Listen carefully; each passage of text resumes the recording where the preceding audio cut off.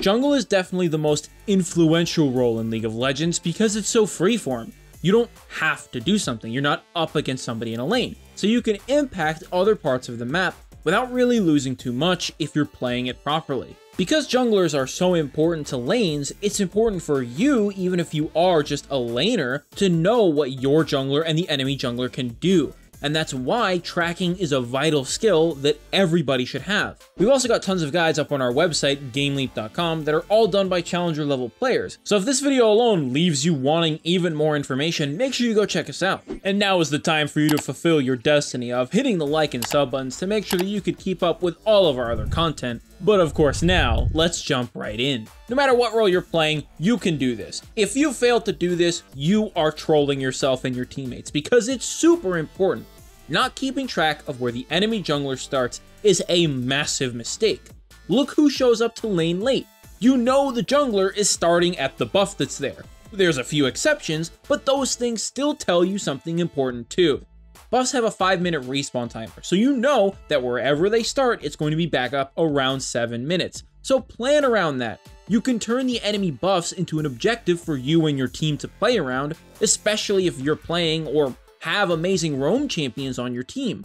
Some champions like Evelynn, Kayn, or Hecarim are exceptions to the rule that I mentioned, where they can start at Raptors or Wolves and clear jungle there without a leash. But guess what? You know it's one of those two things. So you still have, at worst, a 50-50 chance of knowing where they start. And if you place a sneaky ward somewhere, you might even know anyways. And speaking of sneaky wards, don't forget to take advantage of your first ward as a jungler. This is a crime that is punishable by Riot Games if you fail to do it. This one is mainly for my fellow junglers out there, but this is a quick one and still very important for laners. When you start the game, choose a side of the map to run at. Usually you choose whichever side has your blue buff because that's the safest to go to. You can then briefly invade the enemy jungle and place a ward near their Raptors or on their red buff. If you happen to be invading the opposite side, you can put one on their blue buff. And if you put that ward down, you can spot people out in the early game when they're leashing or when they're doing their buff. And with this information, you know exactly where the enemy jungler is going to be, what they will do, where they are going to be, and what camps they've cleared if you pay attention to them. When you're placing this ward as a jungler, make sure you recall immediately afterwards and swap to a sweeping lens, as it has a much lower cooldown when abused in this way. And if you happen to be thinking that the enemy might have invaded and placed a ward, or you know they did, you can activate your sweeper right as your buff is about to spawn and clear the ward that they put in your jungle, effectively robbing them of almost all the information. Sure, they know that you're going to start there, but they're not going to know where you're headed next, and that's important. If you're a laner and you notice that your jungler has placed this super sneaky ward, keep an eye out. If you ever spot the enemy jungler, you can see what way they're walking. And that means that you know where they're going to go to clear camps, and from there, you don't even need to talk to your jungler or even listen to their pings, because you already know what's going on without having anybody else tell you. This trick is an important tool which we'll revisit later. But the next thing we need to talk about is keeping track of the enemy jungler CS. Because even if they only move over a ward and you never actually see them on your screen, the enemy jungle CS actually updates all the time when that happens. And every camp when it's fully cleared is 4 CS. This is very important to remember. It's another one of the fundamental tools of tracking junglers. This can let you know what the enemy jungler has done and what they're planning on doing, because you can use process of elimination to figure out what they have left. Let me throw an information curveball at you right now. Do you know the only way to hit level 3 with 12 CS and both buffs as a jungler? Because if you don't, especially if you're a laner, you need to know this. The only way for that to happen is for the enemy jungler to do red to blue to Gromp, or blue to Gromp to red. Or how about this? What if the enemy jungler comes out and you see them on a ward and they have 12 CS and only their red buff but they're level 3? What have they done then? Just in case you weren't sure, the answer is that they did red into Krugs into Raptors, or red Raptors Krugs. By this point, you probably already know what happens if they have 12 CS and only blue. They must have full cleared their entire blue side, meaning they killed blue, Gromp, and Wolves. But 12 CS is getting easy now. We already understand all the variables around that one. What about red, blue, and 16 CS? That means that they must have killed either their Raptors or their Wolves along the way. You don't really have a way of telling which, but again, that's back to the 50-50 chance at worst. And a good ward can let you know exactly what they've done. Having this kind of information in the back of your head helps a lot, and keeping track of it helps even more. You should always know where the enemy jungler is, as long as you can keep track of each camp that has a 2-minute respawn timer. Choose which side of the lane to play on with the information that you have. If you know that they did their red and then full cleared their blue side, the only place for them to be is to be ganking you from that blue side, or they went back to the other side to farm the camps that are still up.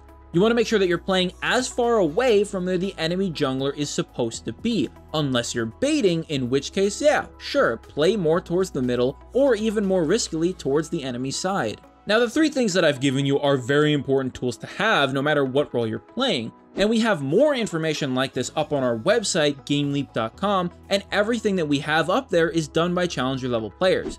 You're going to get videos just like this one, except they can go even more in depth and be super specific. If you're looking to learn all the details about a specific champion, or find more macro-based guides like this one, we have those up there for you, and everything in between.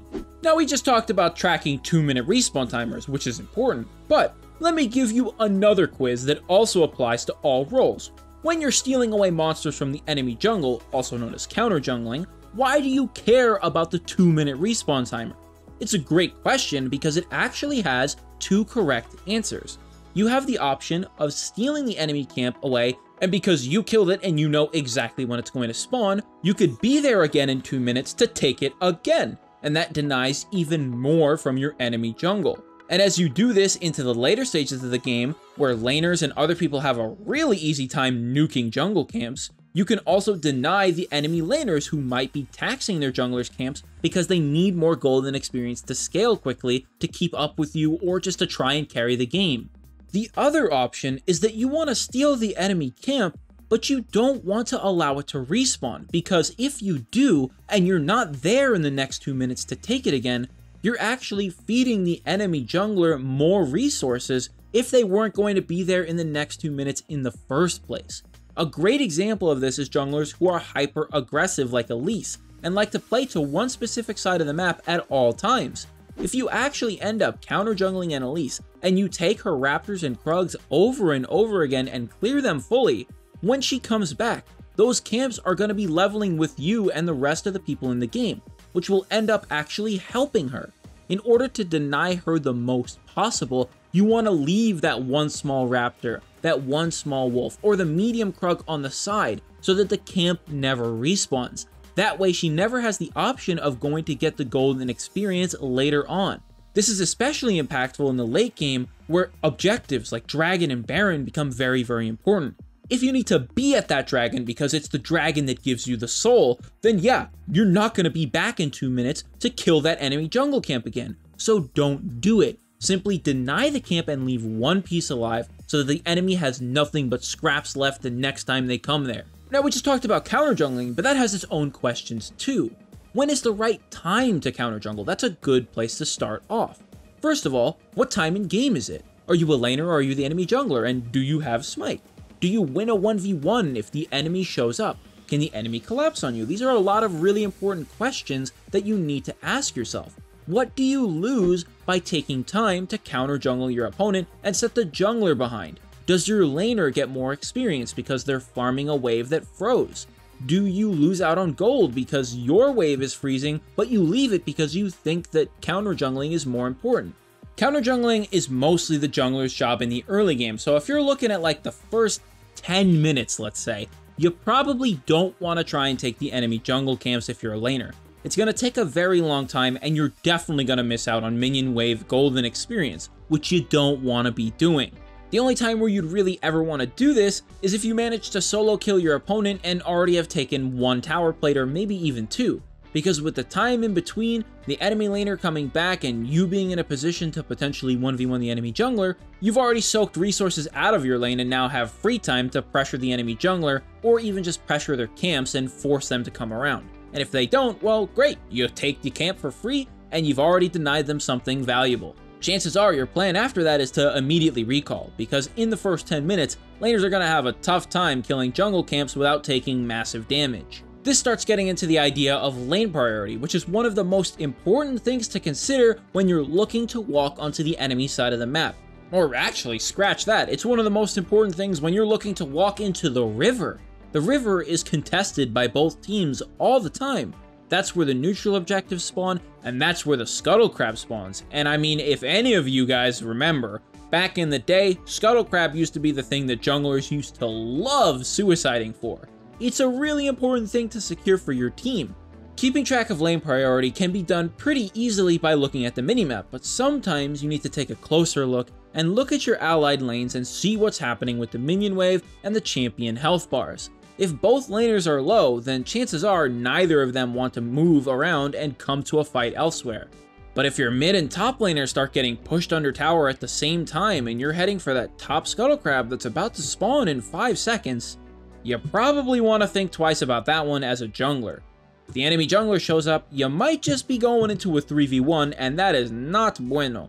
You do not want to be inside that mess. If your top laner has total control and the mid laner is getting pushed in though, you could probably be pretty sure that you have the same amount of people that are getting ready to scrap over the crap.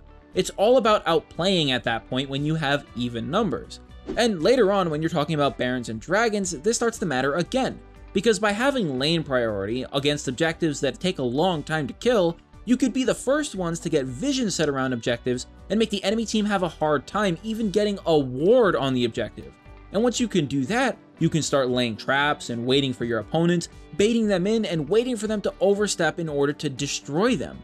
And by constantly pushing the lanes up while these things are coming alive and you're trying to take them so that you can force people to respond, you make them either lose golden experience because the minions are dying in their lane as you push it, and you make it super hard for them to get information at the same time because you have your control wards, you have your sweepers, you have your vision set up, and they're walking in blind. Information is one of the most important things in League of Legends, and just denying people vision means that they have no idea what you're going to do. We've talked about a lot of juicy stuff today about how to play your macro game around the enemy jungle at all points in the game.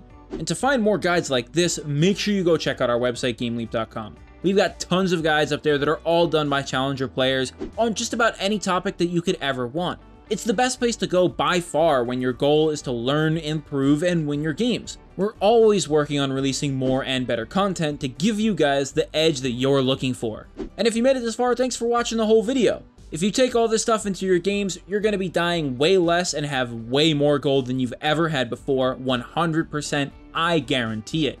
But anyways, as always, my name is Ace Windstorm, and I will see you all later.